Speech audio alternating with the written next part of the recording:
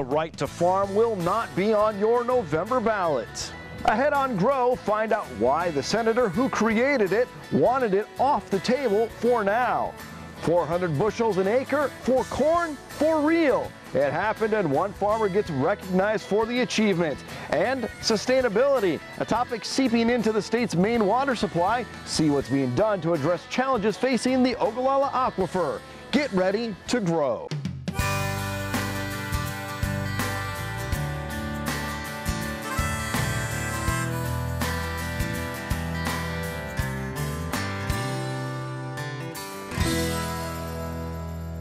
A controversial proposal guaranteeing the right to farm in the state constitution has been killed. The measure would have restricted the state's power to regulate agriculture. Senator John Keane says he wants the issue to be discussed in what he calls a deliberate and dispassionate manner. And a debate this week convinced him that would not be possible in the final days of the 2016 session. Earlier in the week, the Humane Society of the United States lobbied against the issue, calling it the right to harm. On his blog, the HSUS president says it would have protected puppy mills. The senator behind the proposal disputes that and says HSUS was trying to manipulate pet owners. I myself have actively worked last session to introduce a bill and legislation that would put further restrictions on puppy mills.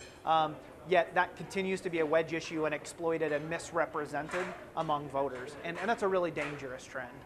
Keane says HSUS is an extremist group opposed to animal agriculture. The issue may be dead for now, but a poll out this week finds broad support for the right to farm.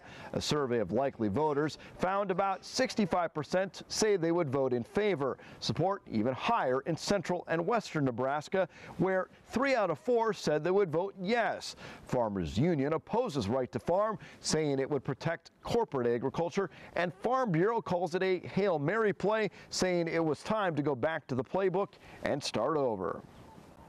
The legislature's days are numbered if they are going to act on tax relief. We caught up with Governor Ricketts for more. With about just 10 days left in the session, lawmakers have yet to debate the issue that's number one on the governor's agenda. Governor Pete Ricketts tells farmers and ranchers he's doing everything he can to see his tax plan through after it was rewritten by lawmakers. We want to move it quickly through the committee and get it onto the floor. We've got 3 rounds of voting, but the Speaker said he would make it a priority. It's my number 1 priority.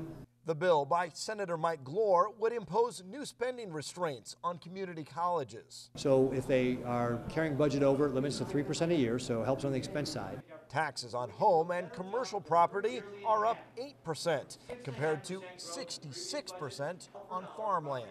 And what this would do would target it more there while keeping the homeowners and the commercial real estate at the same level. Board members of the state's largest farm group say it may not go as far as they'd like, but say it's a step in the right direction. Anxious to get out on the floor. We've only got 12 days left. We really have to get after this, and you know, I think the changes, we could always do more, but I think we better take kind of what we're being offered right now. The governor says schools have used and abused a fund meant to remove asbestos. A second proposal would limit that, while also providing more state dollars to schools that haven't been getting any. The governor says the clock is ticking, and he wants action before this session ends. And my message has been, let's not let the perfect become the enemy of the good here. Let's get something done this year. It's important we make progress. It's the number 1 issue on property taxes. Let's get it done. Senators took testimony on the revised version of that tax bill Thursday afternoon. It still has to clear 3 rounds of voting, and they have just 10 business days to see that happen. Sustainability, a key word in agriculture these days. Ogallala Aquifer not immune.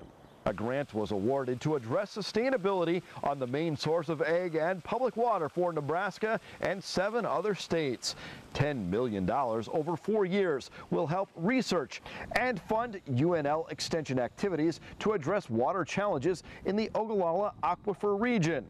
The grant will take a comprehensive approach, integrating management strategies to improve water use across the region. What's water worth here in Nebraska? Soon we will have a better idea thanks to a brand new groundwater exchange. Irrigation is vital to Nebraska agriculture, yet what water's worth today, we really have no idea. Those who manage Nebraska's water will soon find out what people are willing to pay, as the Central Platte Natural Resources District opens a first-of-its-kind market called the Groundwater Exchange. To bring people together, that people that are wanting water, maybe to finish up a project or so a pivot can go all the way around to people that maybe have some certified groundwater irrigated acres that they're willing to give up. And while the NRD calls them buyers and sellers, they're not physically transferring the water. What they're doing is transferring the rights to use that water for one growing season. Lyndon Vogt says it's ideal for farmers who may switch irrigation systems. One person puts up a pivot and they gain 3 or 4 acres or 10 acres. Another person puts up a pivot and they're looking for 8 or 10 acres so that pivot can go all the way around. Farmers will certainly be interested, but groups trying to improve river flows for wildlife may bid as well, especially since this NRD that stretches from Lexington to Central City has been designated as using too much water. Part of our NRD is over appropriated in about the western third of our district, and we have to put water back too. About 50 bidders signed up for a website that uses a formula to match buyers and sellers. It's just another tool. It's another opportunity to put our water to the most beneficial use and hopefully to conserve some water in the process. Wildfires impacting a lot of pasture land on the Kansas and Oklahoma border. A lot of people are tired. A lot of people are worn out. And we're just hoping to get this last fire out and get everything under control. Smoke reportedly detected hundreds of miles to the northeast. The flames scorching hundreds of square miles in both states and led residents of some small communities to flee their homes. The Kansas Incident Management Team says they will monitor hotspots all weekend. The Kansas governor issued a state of emergency because of the wildfires, allowing state resources to help ranchers and communities affected. The Kansas Livestock Association says it's doing its part to help as well, saying an immediate need for ranchers is hay. 2 locations will be receiving hay donations, and the Kansas Livestock Foundation is accepting cash donations. You can find contact information. Look for the NTV's Grow page at nebraska.tv. Another case of trichomoniasis, this time in a South Dakota herd. It's one of several herds found to have the disease since last November. Better known as trich, it can cause early-term abortions in cattle. The State Animal Industry Board says the disease is transmitted between cows and bulls during breeding, and producers are often unaware of it until it's well established in the herd. Officials are now working on preventing its spread. Rural property crimes are up in the area, and sheriff's deputies say there are steps you can take to protect yourself. The Buffalo County Sheriff's Office says many farmers have fallen victim. They say they saw a rise in property crimes this past fall.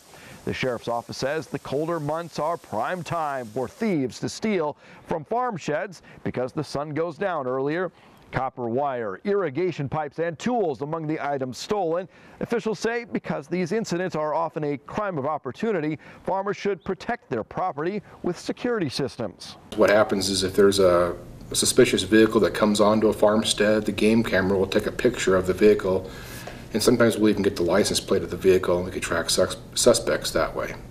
The Buffalo County Sheriff's Office says neighbors tend to be the biggest help in catching thieves. If you see an unfamiliar vehicle or suspicious people lurking around farmsteads, notify local law enforcement.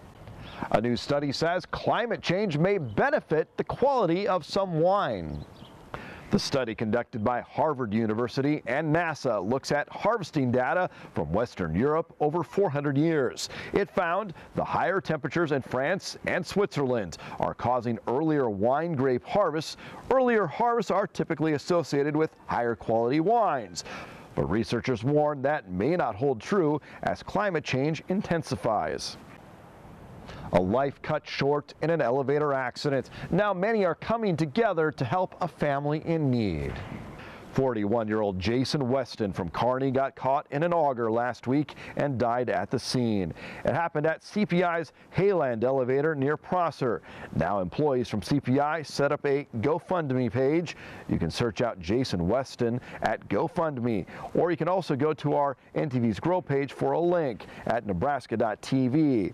He served in the Army National Guard for 12 years. His wife says his #1 priority was his family, and he always had a big smile on his face. Any money raised will help with his expenses and further all his girls' educations. And new opportunities for students studying at the Nebraska College of Technical Agriculture who want to continue on to the University of Nebraska-Lincoln.